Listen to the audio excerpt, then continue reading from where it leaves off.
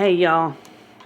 So, very impressive, first of all, that Trump and Joe Rogan talked for 3 hours yesterday. That's so cute. And so cool. Obviously, overall, I do very much I admire both of those men. Joe Rogan has the #1 podcast in the world. Go, Joe. I was actually really wishing that I could have been on his podcast to talk about my books. Because I am only 6 hours away from him. He's in Austin. I'm out here in the oil field. But I don't know. Maybe someday. Joe's cool.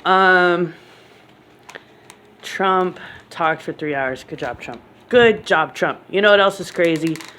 I was noticing his movements on Twitter. Yesterday he was in Austin, then he flew up to Michigan, and then somehow back to Austin to talk to Joe.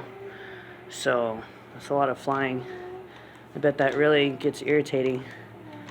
That's why I'm glad I'm glad I'm neither Kamala or Trump, because that's a lot of work.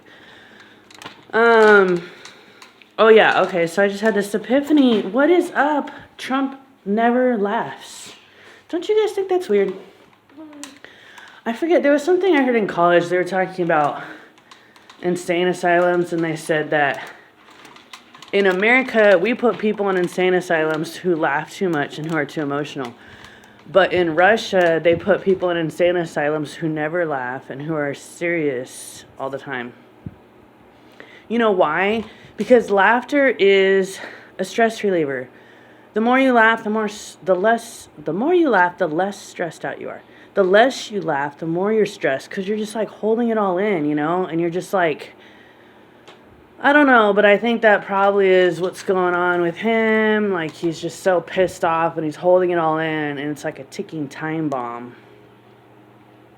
When you hold all your emotions in, you're like a ticking time bomb. It's a bomb just waiting to go off because you don't laugh.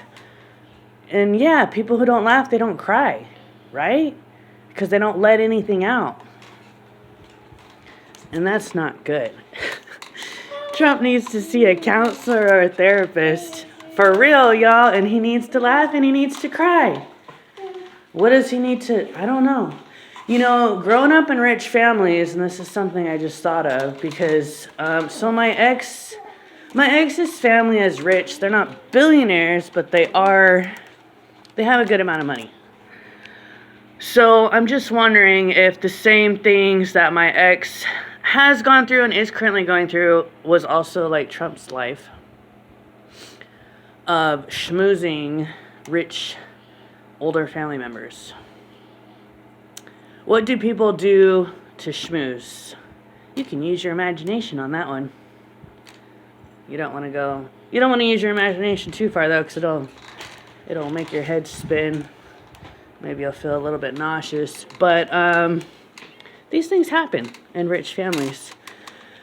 And this is something for a year now I've had anxiety about my baby daddy, thinking that he would do anything to get his grandma's money. That he would do anything. So that's been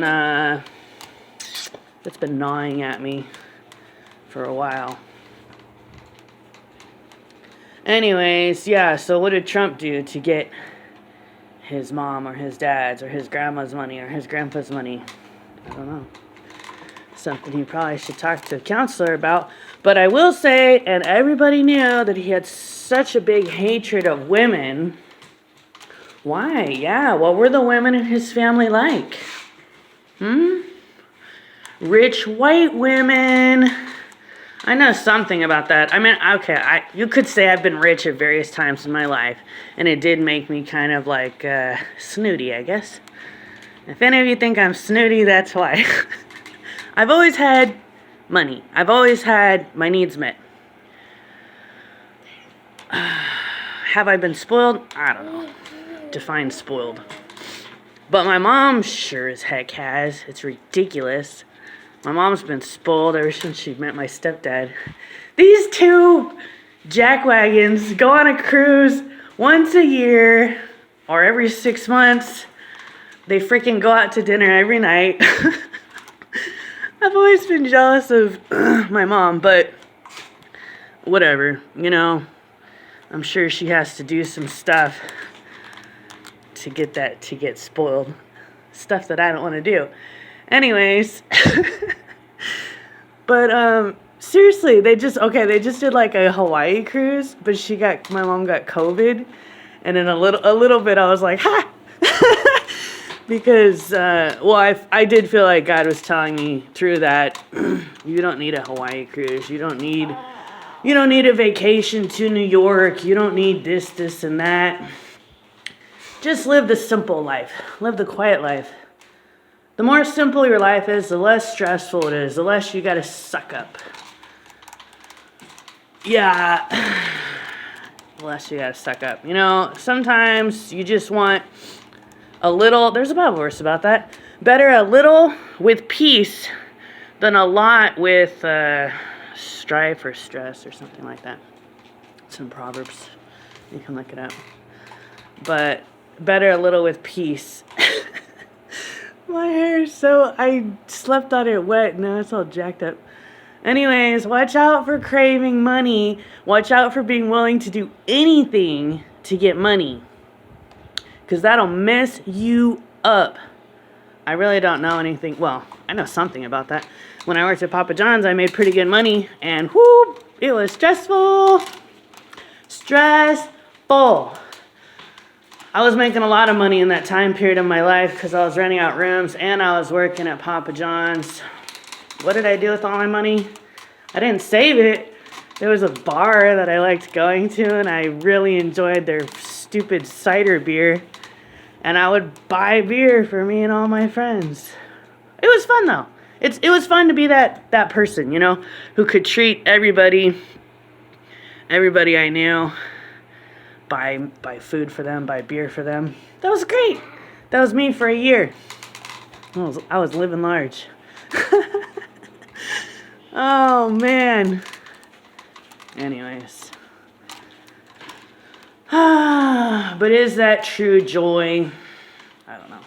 Yeah, the weird thing about being in that kind of situation is that if you were broke and poor, would you still have those friends? Probably not. So then, are they true friends? You know, you could say that anybody around you, you have to give them either money or sex. And if you don't give them money or sex, they don't want anything to do with you. That is a sad truth about life. And that's just a sad truth about people, you know? It really is. Like, why can't you have a friend that doesn't need either money or sex from you? You know? Well, I guess you could say I have a few of those people. And that's good. That's good. Everybody should have at least 2 or 3 people like that. They never ask you for money. They never plan on doing you, and you never plan on doing them. And it's just a friendship, you know? And it's just because you admire each other's perseverance. Yeah, my best friend Ashley, she's been my best friend for like 26 years. She's got perseverance. Hardcore. She grew up in Vegas. Her parents were heroin addicts. She was raised by her cousins. She's had epilepsy most of her life. So she's my best friend. And I've tried to be her guardian angel ever since I was 14. You guys should pray for her. Anyways, I hope you all have somebody that you're watching over. God loves y'all. God bless. Bye.